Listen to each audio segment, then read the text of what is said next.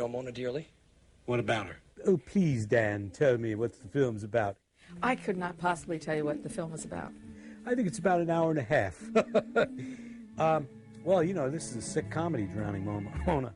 There is something very odd about this. Yeah, a murder gone wrong in the small town, backward town of Verplank. And Verplank is inhabited by a group of characters that are quite odd.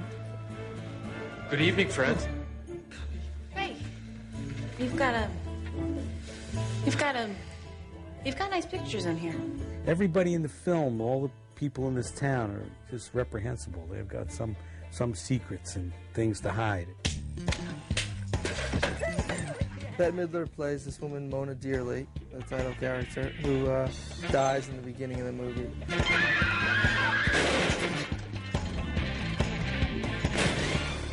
It is called Drowning Mona. God, you know, in Ruthless People, I wanted to kill Bette Midler.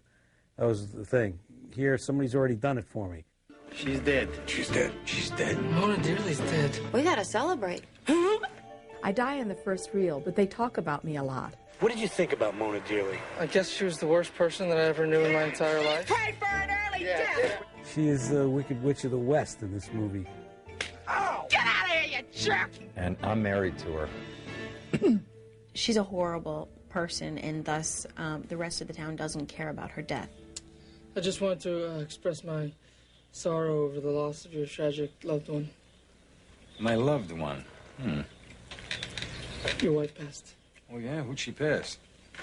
Hey, what do you want?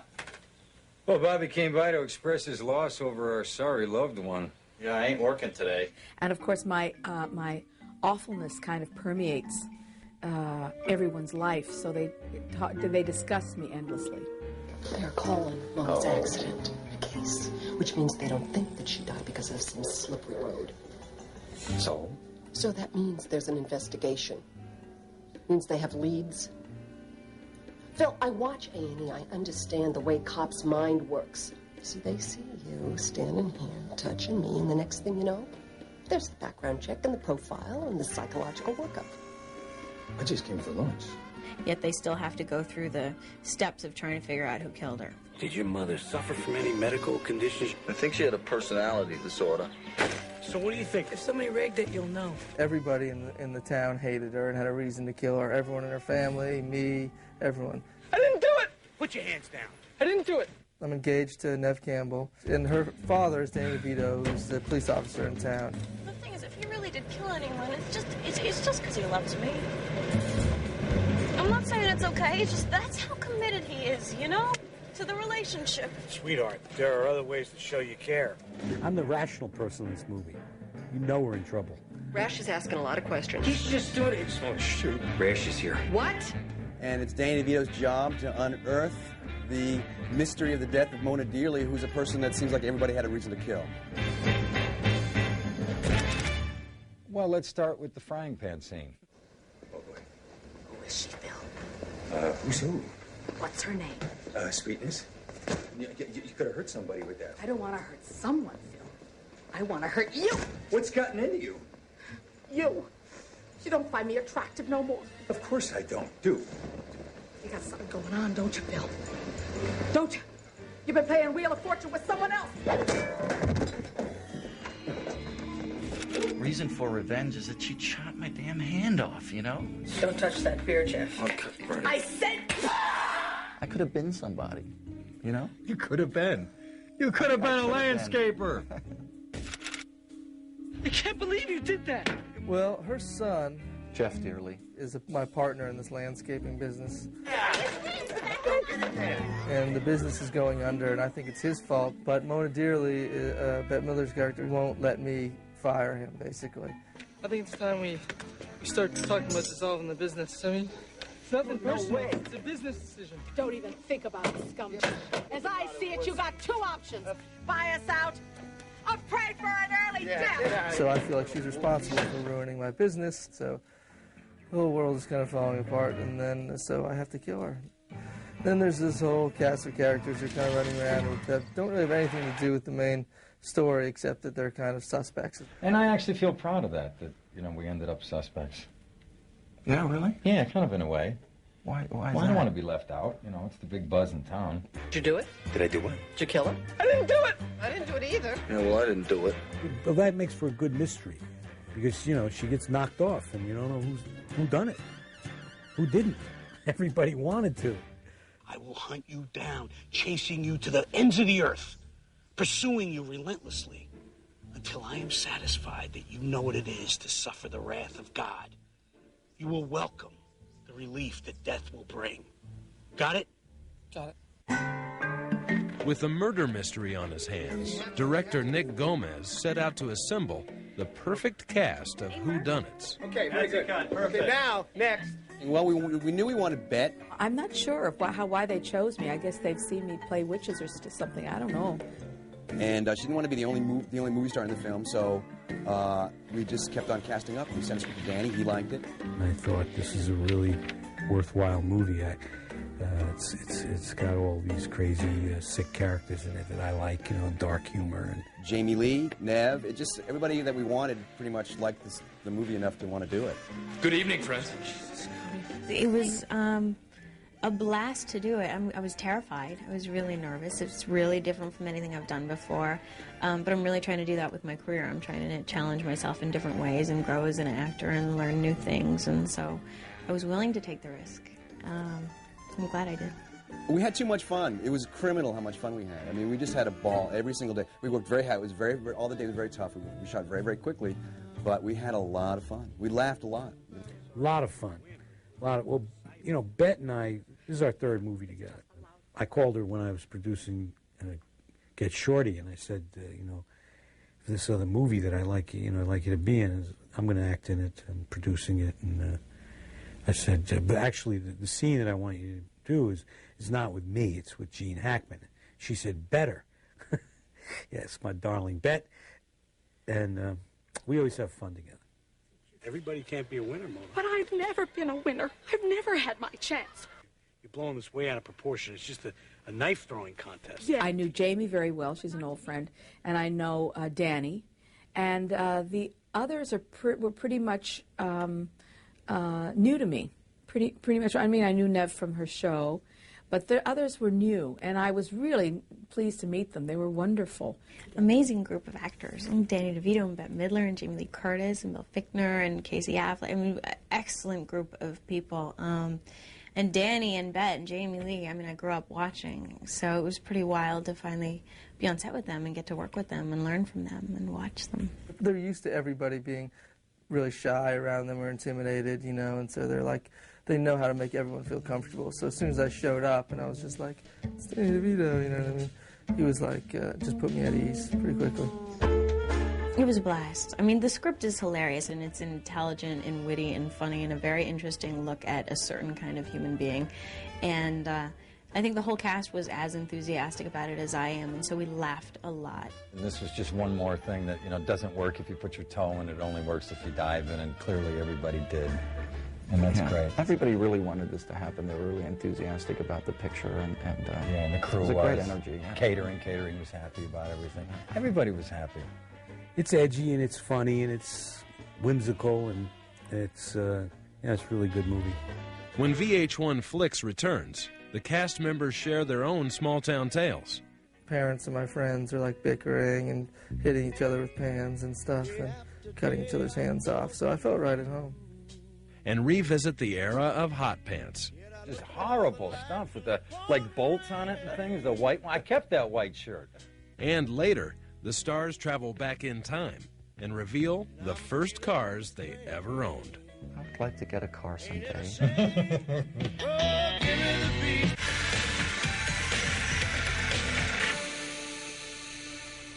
This is Flicks on VH1. I didn't do it! Put your hands down. I didn't do it. I didn't do it either. Listen, just keep your mouth shut. Move over here. Shut up. Where are you going, Rona? I'm on vacation time. I find that highly unlikely. Listen, no son-in-law of mine is going to go to prison. You understand? Hey, Jeff Dearly's over at the cemetery with a gun to his head. All right, nobody move. All right, Tony, Jimmy. Oh, God. I mean, just keep everybody here. Feeds, you come with me. Come on. Let's just try to keep it back. Stay here. All right.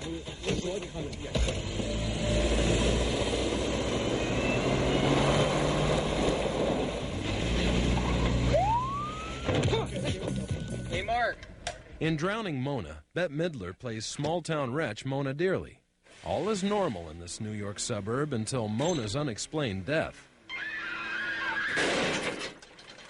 turns this town of eccentric villagers Let me see your head. into a town of bizarre murder suspects. What? This cast of characters needed a setting as quirky as their offbeat personalities. So the filmmakers created a mix of fantasy and reality. They created the city of Verplank. Verplank is a real town up on the Hudson. Verplank is 90 minutes north of us right now. Just go right up 9A all the way, and you can't miss it. You bump right into it. The town became famous because the Yugo manufactured their car there, and then when they went belly up, they kind of left all the Yugos for all the people. Everybody drives the same car.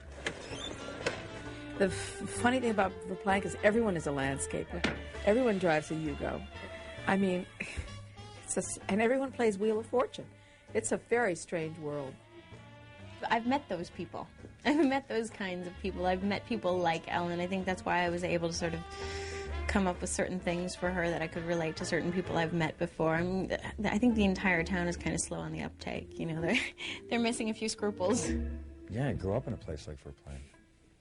Outside of Buffalo, Cheektowaga, New York.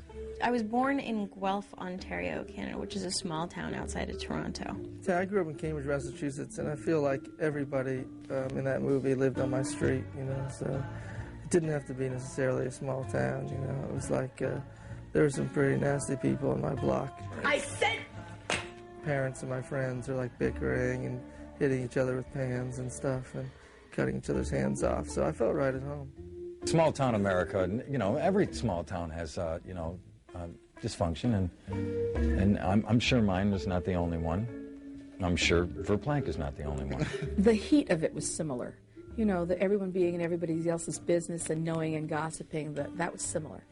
And I enjoy that very much. I find it more entertaining than television. Where is everyone? Jeff and Phil are at the palace, getting some grub. Ah. But if you care to look at the deceased. Sure. Wow. And I think the director really captured all that detail, all that Verplankian detail in the picture. Well, I was shooting a TV commercial in Verplank, New York for Suntory White in the mid-'80s when I was still in college, and it was a town that was very, very poor for a lot of various reasons, and everybody drove Yugos because at the time they were $4,000 a piece, and I spent about a week in this town. I thought it was a whimsical, weird, odd little place made all the odder by the fact that everybody drove these tiny little cars. And I just sort of, when I read the screenplay, I said, well, this is, because it was originally set in Jersey, and I said, well, what if we did this and had them all drive Yugos? And I thought it was kind of funny visual thing.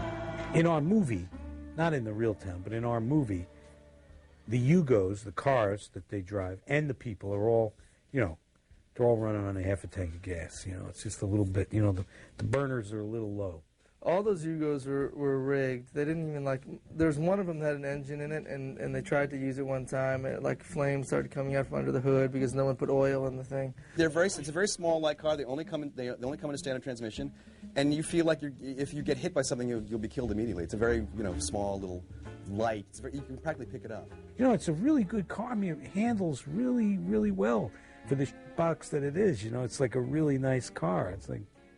Obviously, the challenge was getting the Yugos because at the time, the Yugo Car Corporation, their offices are in Belgrade, and at the time, NATO was bombing them, so they weren't returning our calls. So we had to go to all these used car lots all across the country and get them sent to us piecemeal. They were like either pushed along like Flintstone style, you know what I mean, or else they were rolling down a hill. You notice that all the streets were hills, so they'd be rolling out of the driveway or rolling down the street. Yeah, they pushed mine. It wouldn't I had a run. cutout in the front of my little. Yeah, he had a Barney Rubble type thing where he was like doing a foot thing to get it going. I did drive a Yugo, and I had a fun experience where I hadn't been driving stick shift in a long time, and this car was stick shift. And in one of the scenes, I had to I was crying my eyes out, and I was supposed to drive up to this police station and get out of the car and go into the station, and I did all of that, and then I came out and I heard cut, and the crew was gone, and they were all running down the hill chasing after the car because I forgot to put the car in park. So. Yeah, I was really good with that. It was really bright. But they kept it in the movie.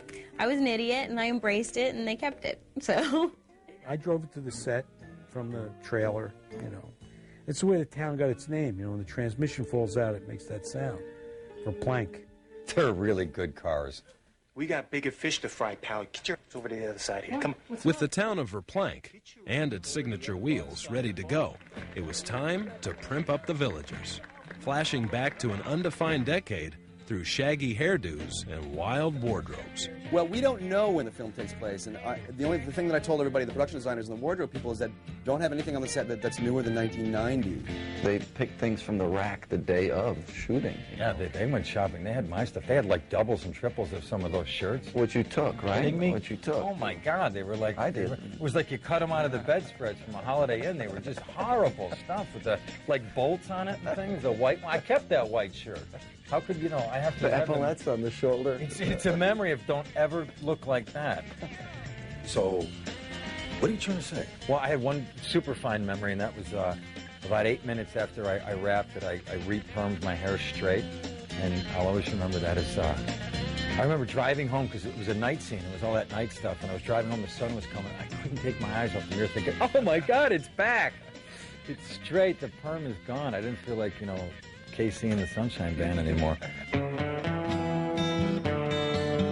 The final ingredient in creating the offbeat feel of Drowning Mona is the film's rare mix of musical hits. The soundtrack includes artists from Gladys Knight and the Pips to Dave Mason to Three Dog Night.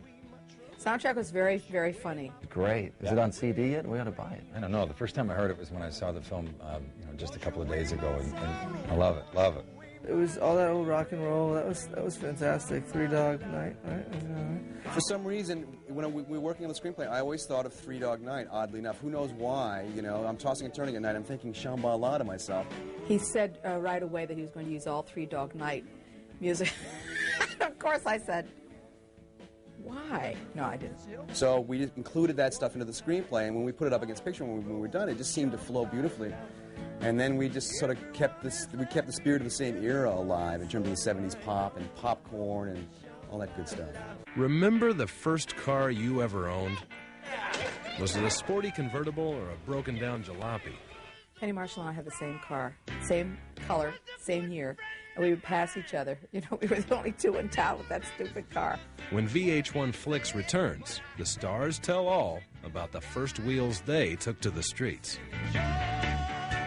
The fishes look at that dog battle.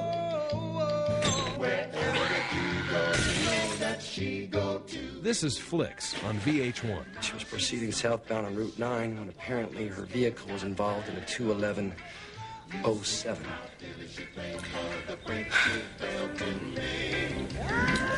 What? She drove into the river.